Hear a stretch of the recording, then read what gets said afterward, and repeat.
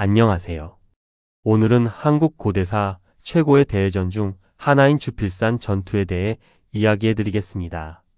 서기 645년 당나라의 태종 이세민이 이끈 대군과 고구려의 15만 명이 요동 벌판에서 벌인 이 전투는 단순한 군사 작전을 넘어 동아시아 역사의 흐름을 결정지은 역사적 대결이었습니다. 오늘 함께 그 현장으로 들어가 보겠습니다. 7세기 중반 당나라는 이미 중국 대륙을 통일한 후 주변국으로의 팽창을 꿈꾸고 있었습니다.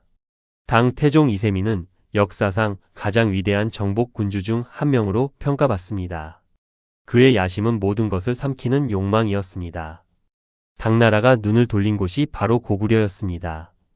고구려는 만주 지역과 한반도 북부를 지배하던 강대한 국가였지만 내부적으로는 영계소문의 독재 체제로 인한 갈등이 존재했습니다. 당 태종은 이 점을 눈여겨봤습니다. 644년 당 태종은 고구려를 공략하기 위한 대규모 원정을 준비하기 시작합니다. 이는 단순한 군사 작전이 아니었습니다. 중국 대륙을 통일한 후 동아시아의 패권을 확실히 하려는 대전략이었던 것입니다. 당 태종은 당시 최강의 제국 당나라의 모든 군사력을 동원할 결심을 합니다. 645년 초 당나라의 대군이 움직이기 시작합니다. 이세적 장군이 10만 명을 거느리고 육로로, 장량이 7만 명을 거느리고 해로로 진군하였습니다. 그리고 당 태종 이세민이 직접 6개 군단을 이끌고 나선 것입니다. 당시의 기준으로 이는 엄청난 규모였습니다. 최소 13만에서 20만에 이르는 대군이 고구려를 향해 진격했습니다. 당군은 최신식의 무기로 무장했고 오랜 정복 경험으로 훈련된 정예 부대들이었습니다. 특히 주목할 점은 당군의 지휘체계입니다. 이세적은 병부상서라는 직책으로 실질적인 군사 작전을 지휘했습니다. 현재로 치면 국방부 장관 같은 역할을 한 것입니다. 또한 장손무기, 양옥래 등 당나라 최고의 명장들이 참여했습니다. 이들은 모두 동방 원정에서 입증된 경험 많은 장군들이었습니다. 한편 고구려는 당나라의 침입 소식을 접합니다. 고구려의 실권은 영계소문이 장악하고 있었습니다. 영계소문은 고구려 역사상 가장 강력한 정치가 중 한 명으로 왕건마저 자신의 손아귀에 집중시킨 인물이었습니다. 당나라의 침입 소식에 고구려는 즉시 동원령을 내립니다. 고구려의 15만 명 대군이 집결하기 시작합니다. 이는 고구려가 보유한 국력의 상당 부분을 투입한 것입니다. 고연수와 고혜진이라는 두 명의 장군이 이 대군을 지휘하게 됩니다. 고연수와 고혜진은 고구려의 욕살, 즉 지방의 군사 관할권을 가진 고급 관료들이었습니다. 그들은 각각 자신의 지역에서 군대를 모아 주필산 벌판으로 집결시킵니다. 고구려 측도 당나라의 침입을 막기 위해 국운을 건 결사대항의 자세를 취하고 있었던 것입니다. 주필산 전투가 벌어진 곳은 요동 지역의 벌판이었습니다. 안시성 근교의 이 넓은 평원은 당시 고구려와 당나라가 만나는 전략적 요충지였습니다.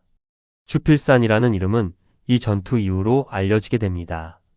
원래는 이 산의 이름이 따로 있었을 수도, 혹은 전투 후에 당 태종이 이 산에 올라가 고구려군의 항복을 받아낸 후 이 이름이 붙었을 수도 있습니다.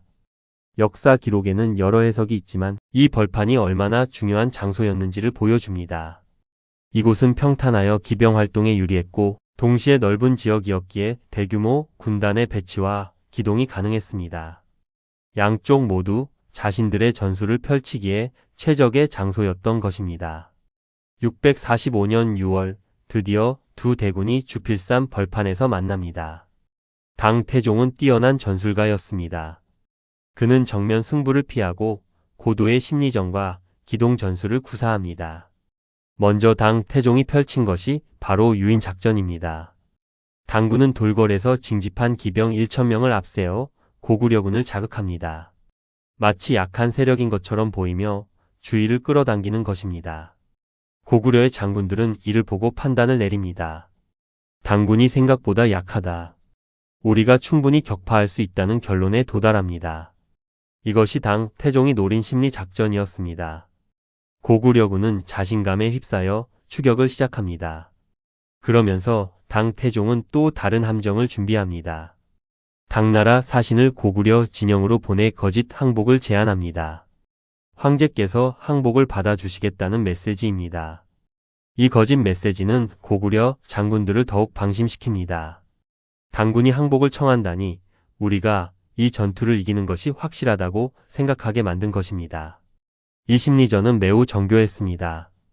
당 태종은 고구려 장군들의 자신감을 이용해 그들이 전술적으로 불리한 위치로 나오게 만들었습니다. 이것이 동아시아 고대 전쟁사에서 보기 드문 정교한 심리 전술입니다.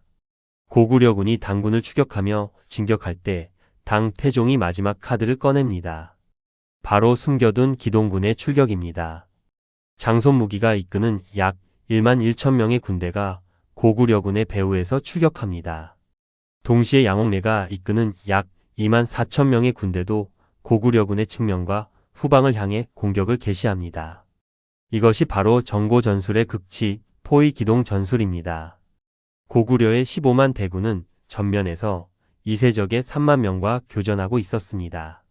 고구려 장군들은 당군의 전력이 생각보다 약하다고 판단했기 때문에 경계를 늦추고 있었습니다.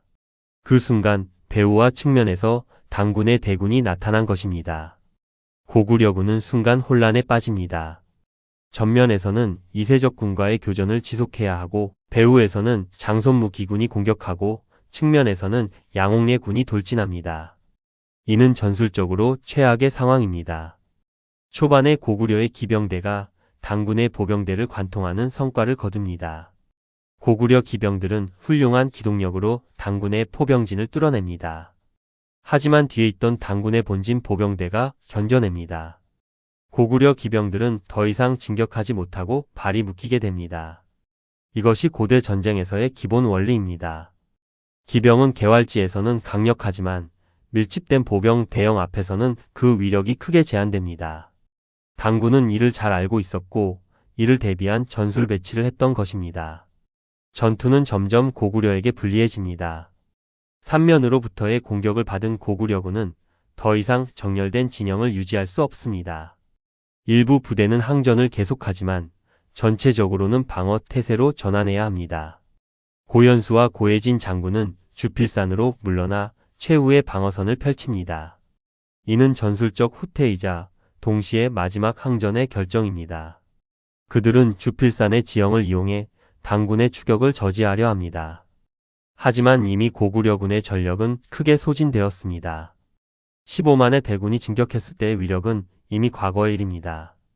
당나라의 포위 기동으로 인해 부대 간의 연결이 끊겨 있고 지휘체계도 흔들렸습니다. 당 태종은 최후의 압박을 가합니다. 정군의 총공격 명령을 내립니다. 당군의 모든 병력이 주필산을 향해 몰려듭니다. 고구려군의 저항은 용감했지만 이미 승패는 결정되었습니다. 드디어 고연수와 고혜진이 항복 의사를 표합니다.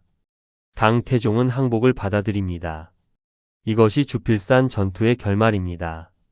당나라 기록에 따르면 고구려군의 피해는 엄청났습니다. 포로만 해도 기록마다 다르지만 대략 36,800명에서 15만 6,800명으로 나옵니다. 전사자는 약 1만 명에서 2만 명으로 추정됩니다. 15만 명으로 출발한 고구려의 대군 중 상당수가 포로가 되거나 전사하거나 흩어졌습니다. 이는 고구려 입장에서는 엄청난 인명 손실이었습니다. 반면 당군의 피해는 상대적으로 적었습니다. 당 태종의 정교한 전술이 고구려군에게 최대한의 피해를 입히면서도 당군의 손실은 최소화했던 것입니다.